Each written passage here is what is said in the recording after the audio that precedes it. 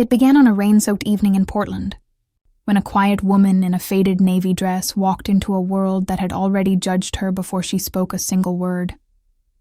To the room, she looked ordinary, another aging mother with modest manners and nothing to prove. But beneath that calm, she carried a truth powerful enough to shatter every illusion at the table. This is not a story about wealth or revenge. It is a story about silence. And the moment silence finally decided to speak. My name is Evelyn Parker, and people think I am easy to overlook. That is the first mistake they make. On most days, I let them make it. It was still dark outside when I woke. Portland rain pressed softly against the window, not in anger, but in patience. The kind of steady autumn rain that turns the whole city into a quiet confession. In that blue-gray hour between night and morning, the apartment felt smaller than ever, and more mine than ever. I moved through the kitchen without turning on the main light. I did not need it. I have lived in this place long enough to reach for the coffee tin without looking, and to find the chipped mug with my left hand while my right opens the faucet. The kettle hummed. The heat of it fogged the lower edge of the window, making the street lamps outside blur into pale halos. I have always loved that. The world grows softer when you do not force it into sharpness. My apartment is not much by anyone's standards. A second-floor walk-up in an old brick building that smells faintly of rain and laundry soap. The paint on the windowsill is peeling. The floor creaks in one stubborn place near the sink. The sofa is clean but sun-faded. My dining table is not really a dining table. It is an old workbench I sanded myself 15 years ago. People see all that and think they understand me in the first 10 seconds.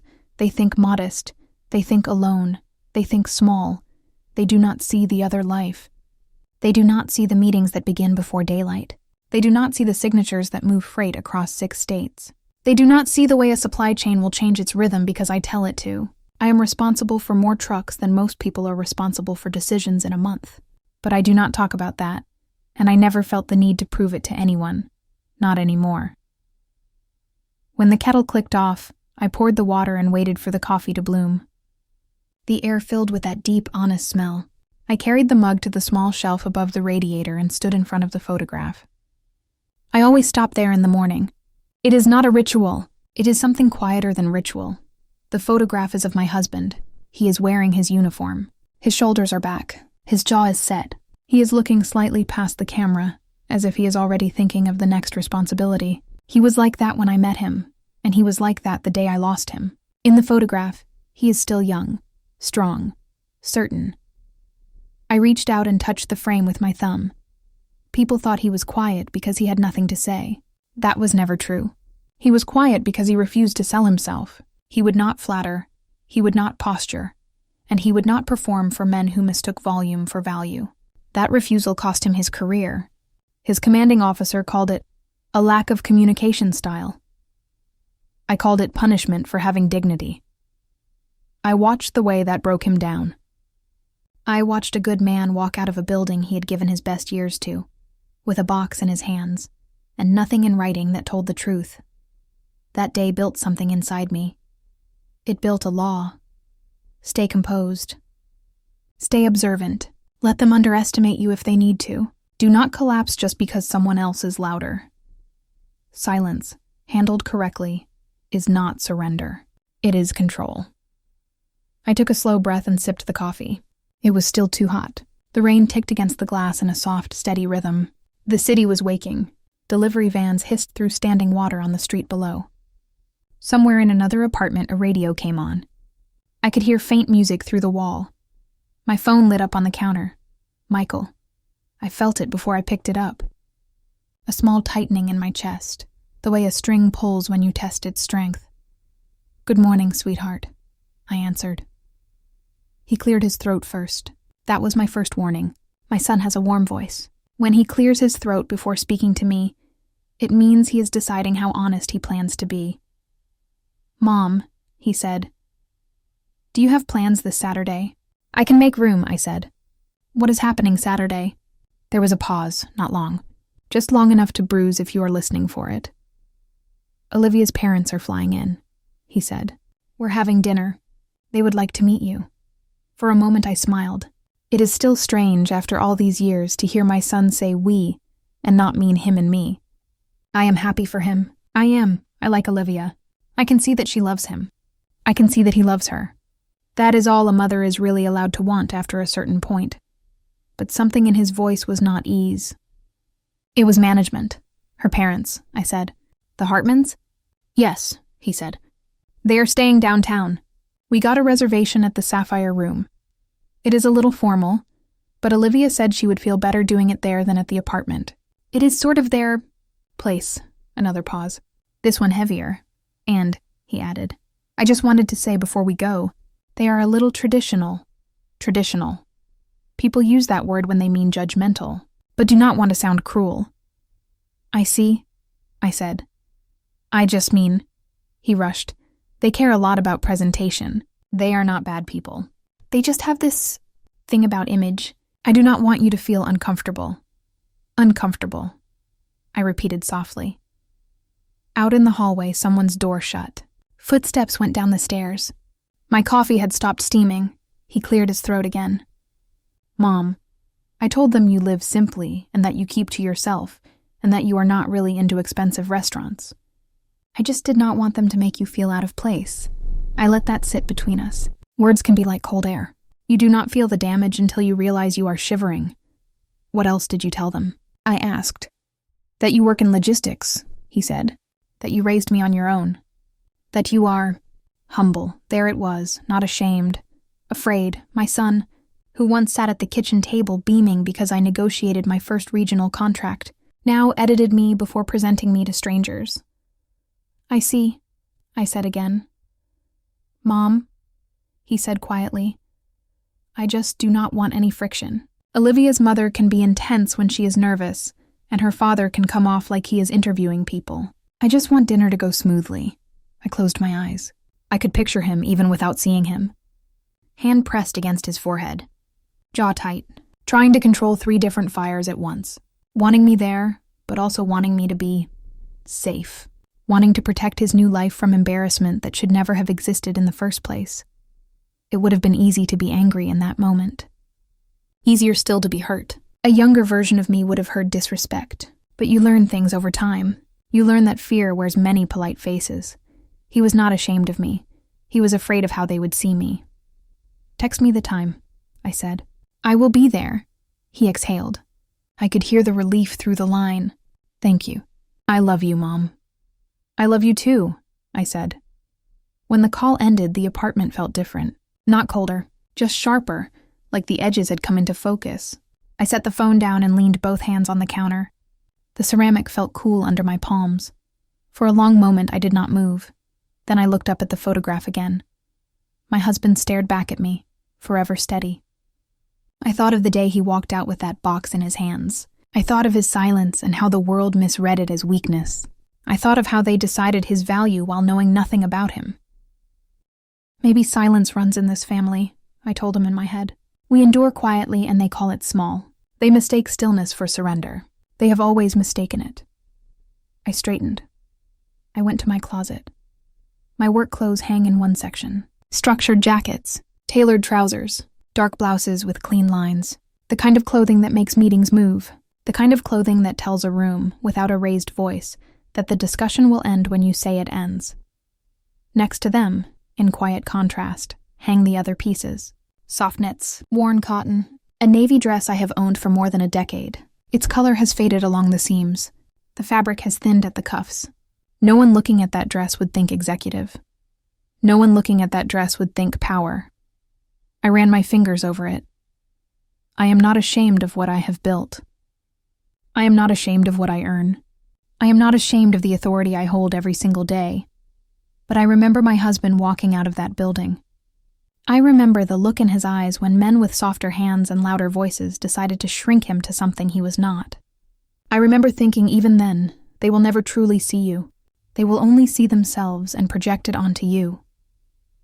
I took the navy dress from the hanger. Not because I felt beneath anyone in that restaurant, because I wanted to know, with clean clarity, who they were when they believed they outranked me.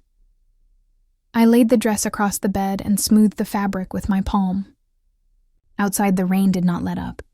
Portland stayed gray and calm and patient. This time, I whispered to the empty room, I will not speak to defend myself. I lifted my chin. I will let their words do it for me. The sapphire room did not try to be subtle. It was the kind of place designed to remind you, at every glance, of what you did not have. The ceilings were high and softly curved. The lighting was low and deliberately warm. Nothing was bright. Nothing was harsh. Everything was gold, cream, and quiet confidence. A piano played somewhere out of sight, slow and elegant, like the soundtrack of someone else's life. The room smelled faintly of rosemary and butter and old wine. When I stepped through the entrance, I felt several pairs of eyes lift, assess, and then move on. Not cruelly, not openly, just in that practiced way of people who believed they were the standard, measuring the world against themselves. I had chosen the navy dress.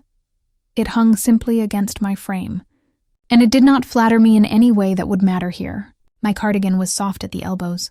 My shoes were neat but older. I had pulled my hair back in a low twist at the nape of my neck, the way I do on work days when I need it out of my way. I carried no designer bag, no watch that announced a brand, no jewelry except my wedding ring, small and worn, still on my finger after all these years. I had not come to pretend. I had come to see. Michael stood up from the table when he saw me. That softened something in me immediately. He still did that. He still rose for me. "Mom," he said and kissed my cheek. "You look nice." His voice sounded careful. It should not have needed to be careful. Olivia smiled at me, and her smile was real, even if it was strained around the edges. She was beautiful in a polished way that young women sometimes think they must maintain at all times. Her dress was pale champagne silk. Her hair had the kind of effortless smoothness that always takes at least 40 minutes. Her eyes flicked once quickly to her parents, then back to me. "Evelyn," she said softly, "I'm so glad you came." I touched her arm and said, "Of course." Then I turned. Olivia's parents were already seated. Gregory Hartman was a man who had learned very young that entering a room was the same as owning it, and had never once corrected that belief. His posture was easy, relaxed, almost generous. He wore a dark suit that fit perfectly and looked expensive in the way that is invisible to anyone who does not live in that world. He had the kind of expression wealthy men wear at charity events, a blend of mild curiosity and polite distance. Lorraine Hartman did not smile right away. Her dress was black, clean-lined, sculpted at the shoulders. Her hair was lifted off her face in a style that said control before it said beauty. Her lipstick was precise. Diamonds at her ears and along her wrist caught the candlelight and scattered it back. She sat as if every angle of her body had been arranged for a portrait. But her hand, the one on the table, was not relaxed. 2 fingers pressed lightly against the rim of her water glass, then lifted, then pressed again. It was a small movement, a pulse. If I had not lived years watching people try to hide nerves in boardrooms, I might not have seen it. She is anxious, I thought. Not about me, about what I might represent. We were all still standing in that first moment, so I reached across the table and offered my hand. "Mrs. Hartman," I said, "it is very nice to finally meet you." Her gaze flicked to my face, then to my clothes, then back to my face. It all took less than a second. Then she smiled. "It is Lorraine," she said in a tone of practiced warmth. "Please, we do not have to be formal." For a woman who did not have to be formal, she was wearing formality like armor. We all sat. The server appeared almost immediately. Menus were placed in front of us, heavy and leather-bound. Water was poured. Wine was offered. I asked for still water. The first few minutes felt almost like a dance. Gregory led the conversation with the ease of a man used to interviews that he believes are not interviews. "So, Evelyn," he said, "Olivia tells us you are in logistics. That sounds demanding. What do you do to keep yourself busy when you are not working?" It was not an innocent question. There was a softness to it that tried very hard to sound respectful. Underneath the softness was something else. I folded my hands in my lap. "I like quiet mornings," I said. "I like to cook for people I care about. I like to read." "Reading," Gregory said, nodding with polite approval, as if I were a harmless person in a waiting room. "That is wonderful." Michael's jaw tightened. Olivia smoothed her napkin and kept her eyes on the tablecloth. The server returned and took our orders. Gregory and Lorraine spoke the names of dishes like people naming vacation homes. I pointed to something simple and said, "That, please." The server did not blink, but I saw his posture change.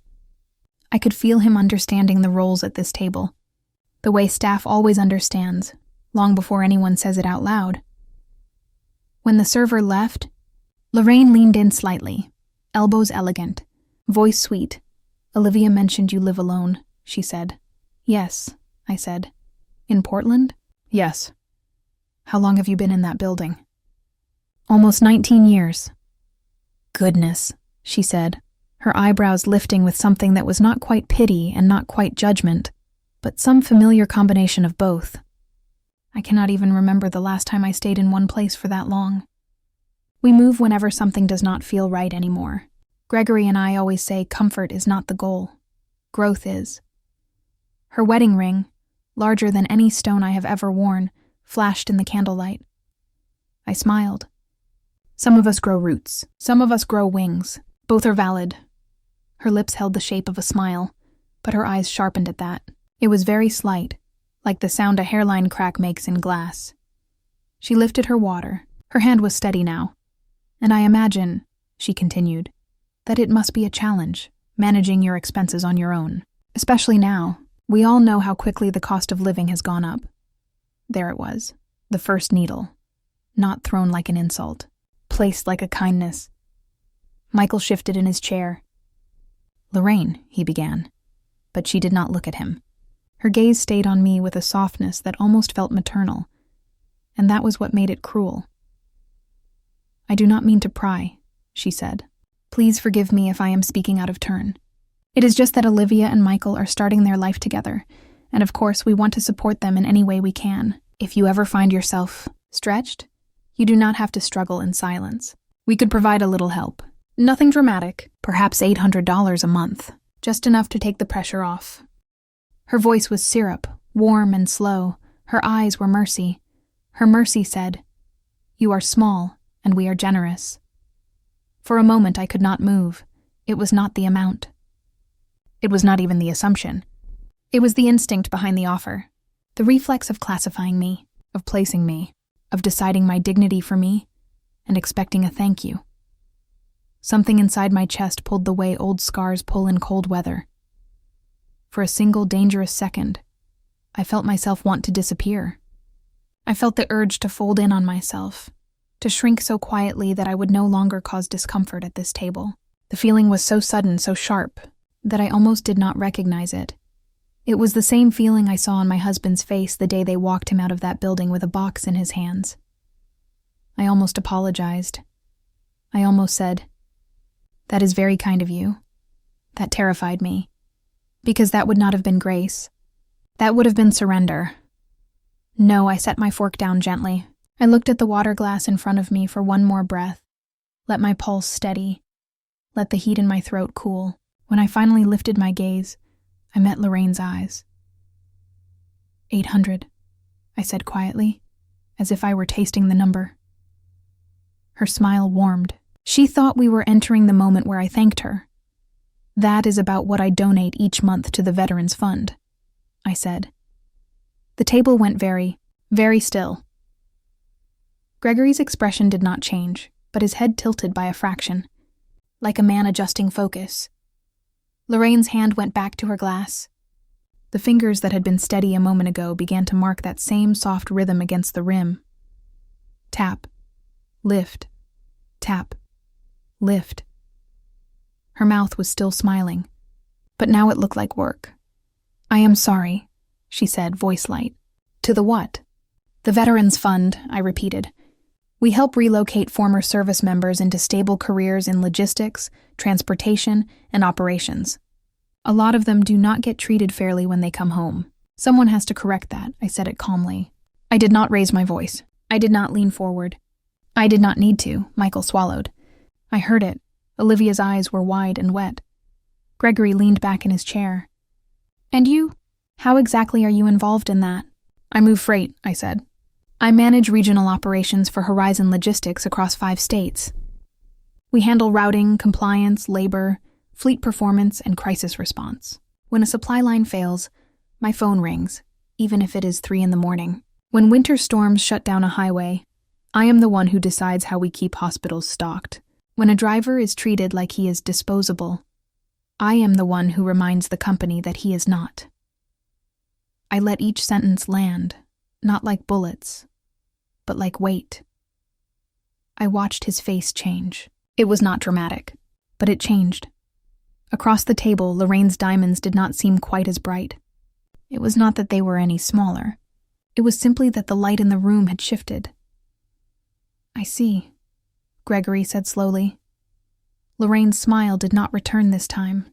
Her lips were pressed together, graceful and composed, but no longer entirely certain.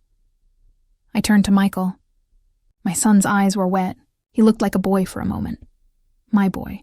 The one who used to sit at my kitchen table and tell me, "You are the strongest person I know," with absolute faith. "You did not lie," I told him softly. "You just forgot that simple is not the same as lesser." He let out a breath that shook.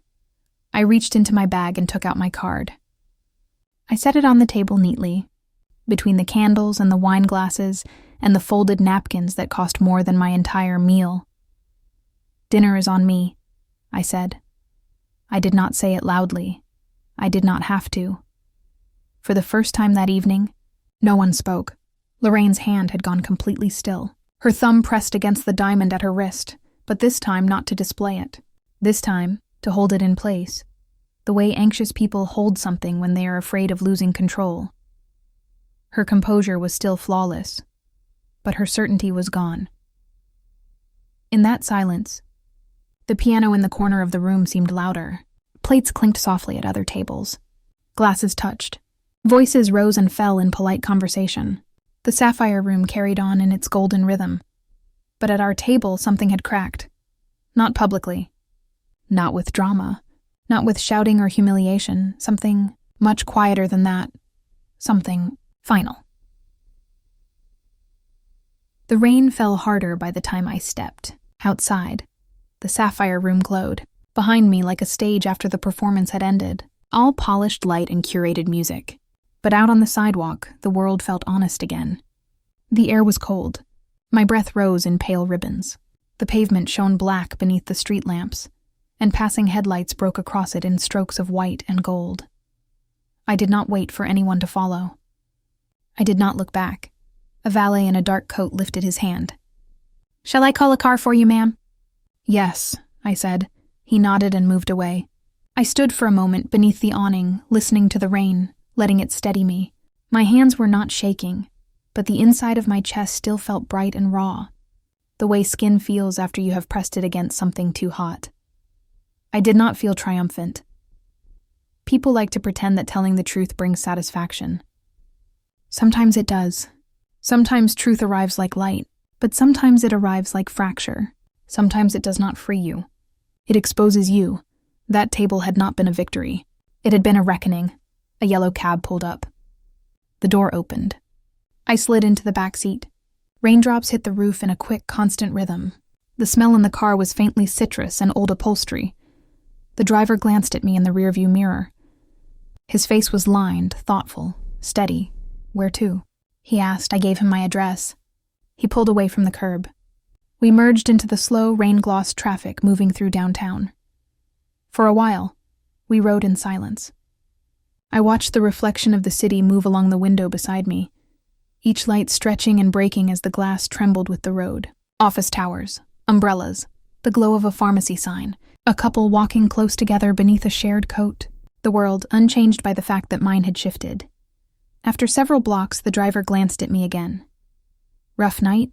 I let out a soft sound that could have been a laugh. "Revealing," I said. He nodded as if he understood. "Family?" "Yes," he nodded again. "It is almost always family." I turned my face slightly toward the window. My reflection hovered there in the glass, dim and softened by rain.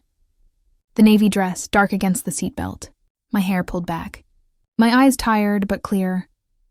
For a moment I saw something else layered over my reflection. A different face, my husband's face. The same weariness, the same restraint, the the same effort not to let other people's behavior define the limits of our own dignity. The cab turned onto the bridge.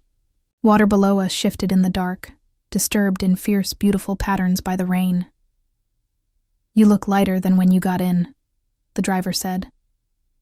I blinked. "Do I?" He gave a small smile. "Yes. People who lie to themselves sit like they are holding weight in their stomach. People who finally say what they needed to say sit back a little. You are sitting back." I let that settle. There had been a moment at that table when I almost apologized for existing. I had felt it. The urge to nod, to thank Lorraine for offering me $800 a month, to make my presence easier for her to tolerate. That reflex was not humility. It was the most dangerous part of me, because it did not just surrender power. It surrendered self. I had stopped myself. And now, in the back of this cab with the rain blurring the world beyond the glass, I realized that stopping myself had cost me something. But it had also returned something I had not even known I had been losing. "Thank you," I said quietly. "For the ride?" the driver asked. "For noticing," I said. He let out a soft breath that sounded like approval. "Anytime." We drove the rest of the way without talking. When we reached my building, he pulled up beneath the overhang. The rain had settled into a gentler fall, like mist. I paid the fare, added a tip, and thanked him. He gave me a small nod as if to say, "Keep your back straight." I climbed the stairs slowly. The hallway light on the second floor flickered, as it always did when the rain lasted more than a few hours.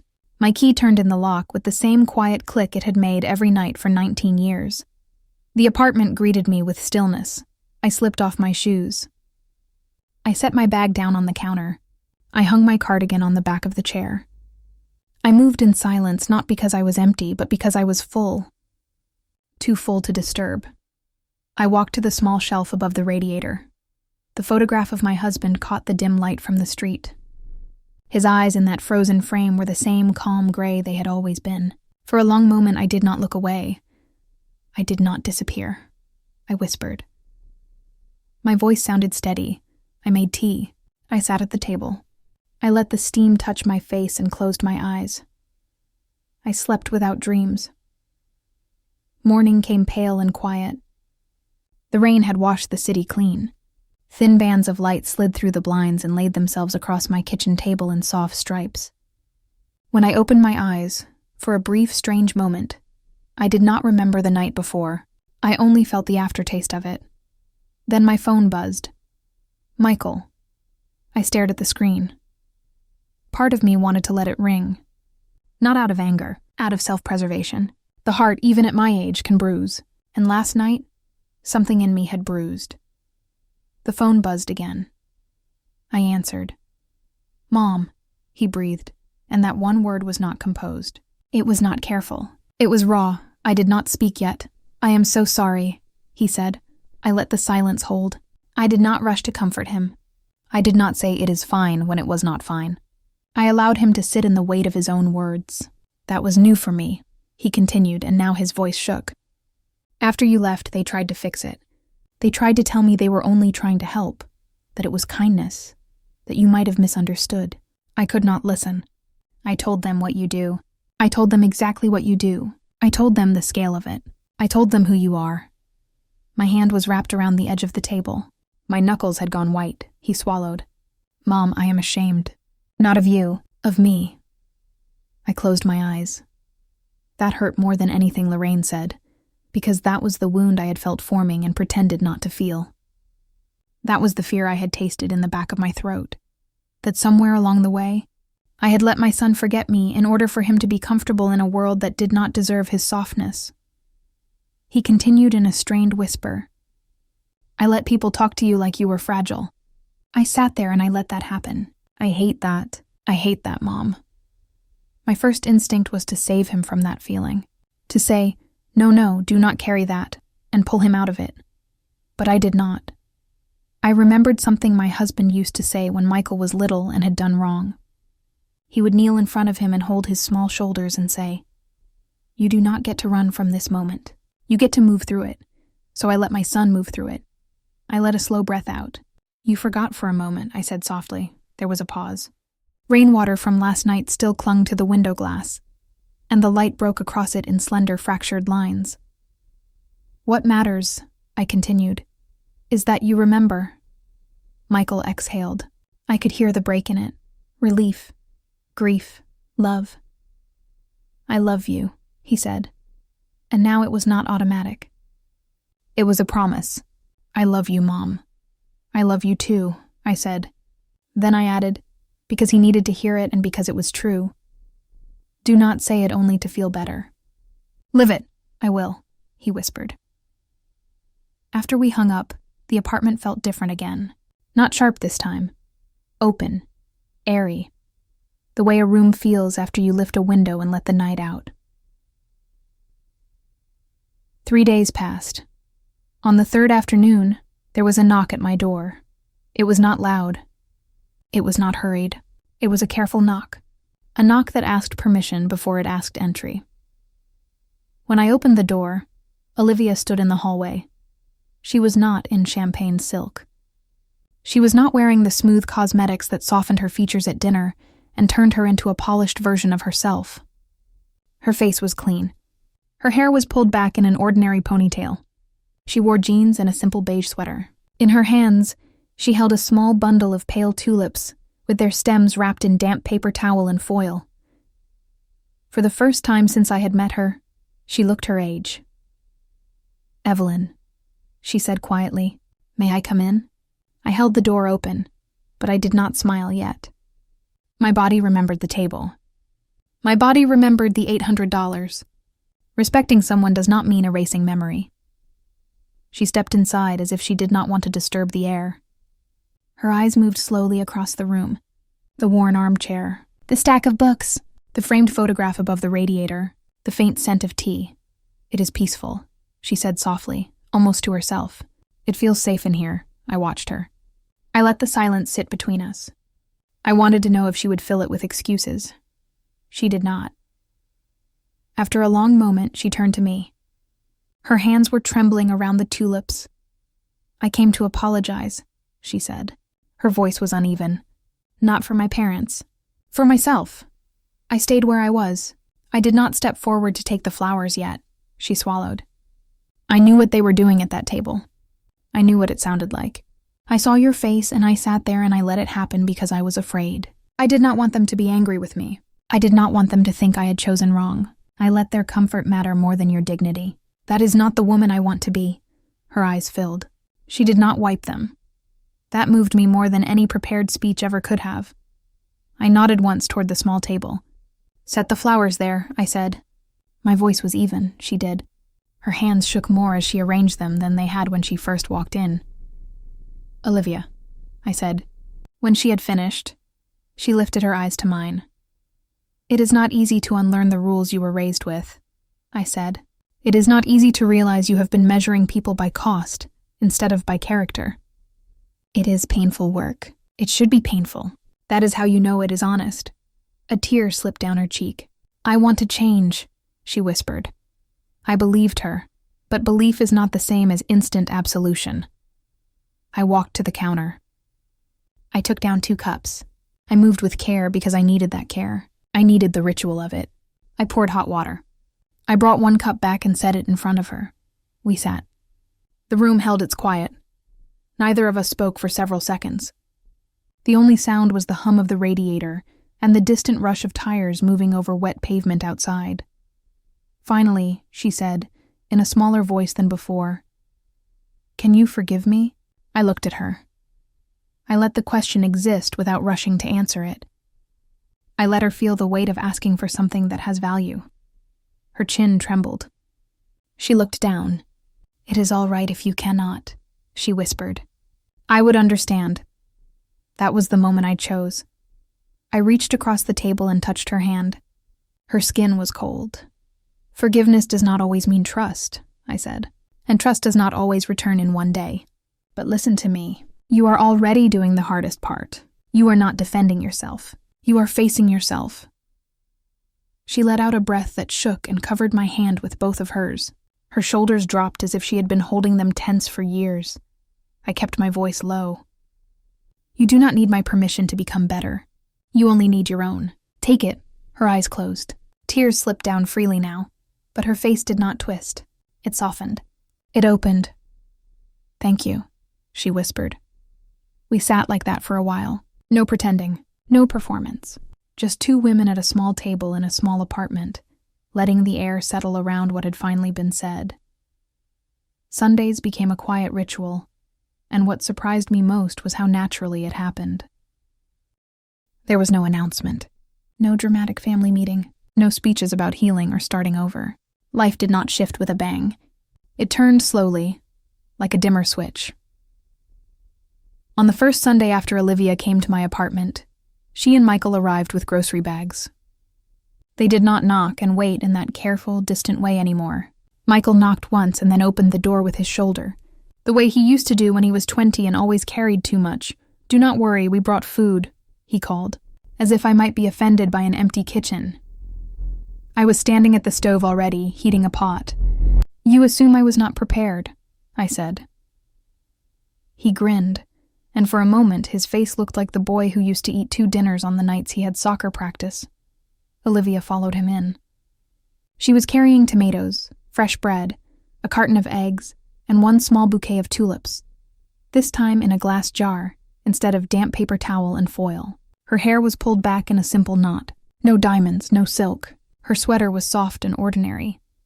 "Before you say anything," she said, raising an eyebrow at me, "the flowers are not an apology. They are just flowers." I allowed myself a hint of a smile. "That is acceptable." We moved easily in the kitchen. That surprised me too. I had expected tension, or at least caution. Instead, there was rhythm. Michael cut vegetables. Olivia washed greens. I stood at the stove and stirred, and from time to time, one of them would bump my arm gently, or reach past me, or ask, "Do you want more salt, or is that enough?" It felt like something that had been interrupted years ago and was simply resuming. It felt like family. At one point, while slicing bread, Michael said, "By the way, we are not letting you pay for dinner every time." I looked at him calmly. "We will see." Olivia laughed, and the sound was different from the laugh she used at the restaurant. There, her laugh had been controlled and crystal and tuned to match the table. Here it was warmer. It filled the room and stayed. She set plates on the dining table, the old workbench. She paused and ran her fingertips along its surface. "I like this table," she said. "It feels like something that has survived." "It has," I said. We ate facing the window. Light drifted in through the thin blinds, soft and cool. Outside, the street was still damp from overnight rain, but the sky had opened. The air had that washed, cleared brightness that only comes after a storm finally gives up. Michael talked about a problem at work, but not the way he used to. He did not talk to impress. He did not talk to perform. He spoke like a man inviting counsel. He said, "I do not think my manager sees me yet. He sees who he thinks I am supposed to be." He lifted his eyes to me when he said it. I held his gaze. "Then show him who you are. Not with speeches. With consistency. People like that do not hear volume. They hear patterns." He nodded slowly. I could see him take that in. I could see him make the decision to believe me again. Olivia told me about her job in a way she had never spoken before. Not polished, not decorated. Honest. "I started helping at a small community program on Tuesdays," she said, tearing a piece of bread slowly. "It is a job placement nonprofit. They partner with an organization that retrains veterans and single parents. I sit with people and help them practice interviews, build resumes, that kind of thing. It is not glamorous, it feels good." Her voice softened on that last word. Almost surprised, I looked at her. "Does it make you feel useful?" I asked. "Or does it make you feel honest?" Her eyes lifted to mine in a quick, startled movement. Her breath caught. Both of us knew what I was really asking. She swallowed. "Honest," she said. I nodded once. "Then that is what you keep." She looked down at her plate. When she lifted her hand to wipe at her eye, she tried to make the movement small, almost casual. Michael noticed anyway. He reached out and rested his palm lightly against her back. A simple touch, not possessive, supportive. That one gesture told me more about their marriage than all the stories I had heard before. After lunch, we sat near the window.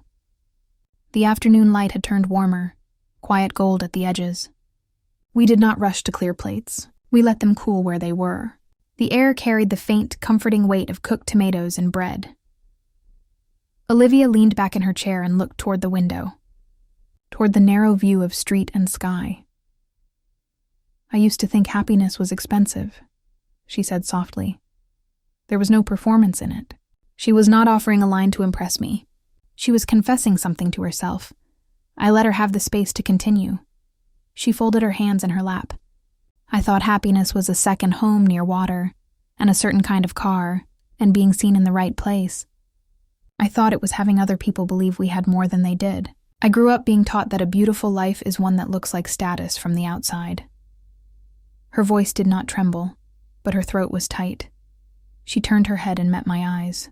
"Now I think happiness is just quiet, and not having to be afraid of being looked down on in your own home." Michael closed his eyes for a moment when she said that. There was pain there, and there was gratitude both at once. I answered her gently. "Quiet does not mean empty," I said. "Quiet means full, just not noisy." She let out a breath like release. Michael looked at both of us, and for a brief instant he smiled in a way I had not seen since he was very young. It was the unguarded smile of a boy who had climbed into my lap after a long day and fallen asleep against my shoulder with full trust that the world was safe, because I was breathing. We stayed like that until the light shifted again and began to fade. Eventually, they stood to leave. Michael hugged me first. It was not a careful hug. It was strong, grounding, forehead to my temple, one arm wrapped fully around my back. He held on longer than he usually did. "Mom," he murmured against my hair. "I am going to do better." "I know," I said. When he pulled back, I laid my palm against his cheek for just a second, like I used to when he was a feverish child. His eyes shone. Olivia stepped forward next. For a heartbeat, she hesitated. This time, I did not make her ask permission. I opened my arms. She came into the hug with a quiet urgency that surprised me. Her hands pressed against my back. Her forehead rested against my shoulder.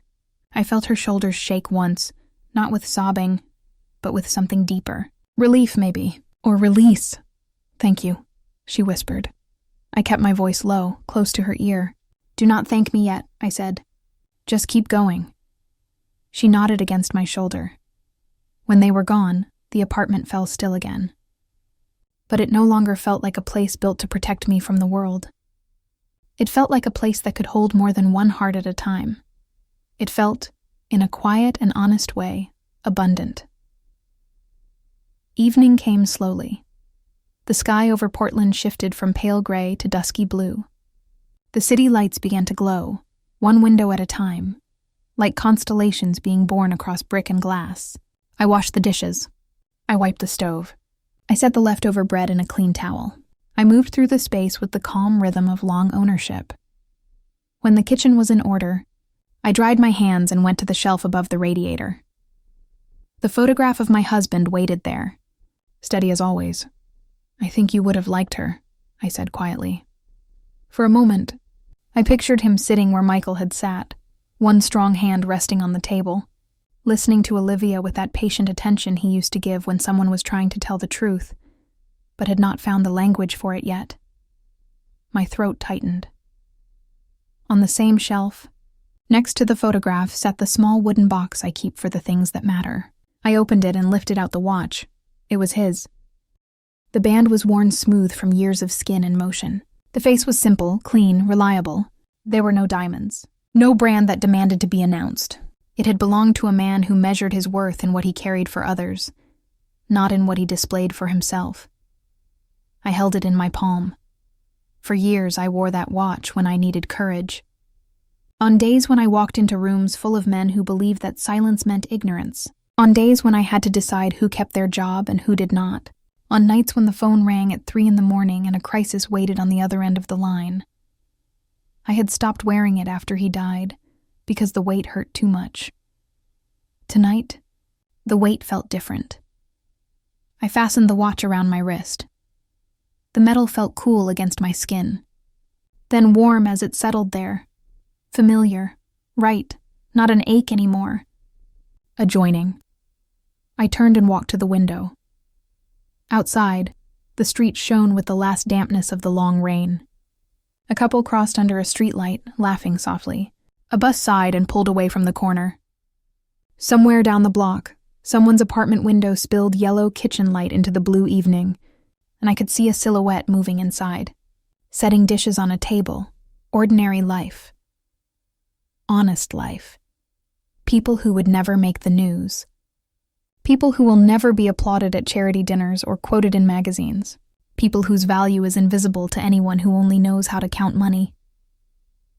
I lifted my hand and rested my fingertips lightly against the glass. Silence filled the room, but it did not feel like an empty space. It felt like presence. It felt like strength without performance. It felt like a life I had built with both hands, paid for in years, protected in quiet, and finally allowed to be seen without apology. I breathed in. I breathed out. Not every battle is loud. Not every victory is seen. Sometimes power is the fact that you did not bend when someone tried to fold you. Sometimes power is the fact that you are still yourself. I stood there a long time with the city, glowing below me and the watch warm against my wrist, and I understood the truth that had carried me all the way to this night. Money fades. Dignity does not. There are stories that end with applause, and there are stories that end in silence, the kind that settles inside you and keeps echoing long after the final line fades. Evelyn's story belongs to the second kind. She did not fight her battle with noise. She did not prove herself with anger or revenge. She stood still, and by standing still she allowed truth to speak on its own. And when truth finally spoke, it did not shout. It simply illuminated everything that had been hidden in the dark. What her story reminds us is simple, yet easily forgotten. That power is not always loud, and dignity is not always dressed in gold. There are people around us who walk quietly, who do not need to perform, who carry entire worlds of responsibility behind modest smiles. They are the silent forces that keep life moving. A mother who never asks for credit, a father who works unseen, a friend who shows up without announcement. The world measures them in small numbers, but the soul measures them in light. Sometimes, like Evelyn, we are tempted to hide our strength so others can feel comfortable. We shrink a little. We soften our words. We allow people to decide our worth for us. But the moment we remember who we are, not to boast, not to win, but to simply be, that is the moment everything changes. That is the quiet revolution of self-respect. So perhaps tonight, as you close this story, take a moment to look at your own reflection. Ask yourself, how many times have I mistaken stillness for weakness, in others or in myself? How many times have I allowed noise to drown out truth? You might discover that the gentlest people you know are the strongest ones of all, and maybe you are one of them. If Evelyn's journey touched something in you, if it reminded you of someone you love, or of the courage you carry in silence, share your thoughts below. Tell me what dignity means to you. Your words may help someone else remember their own worth.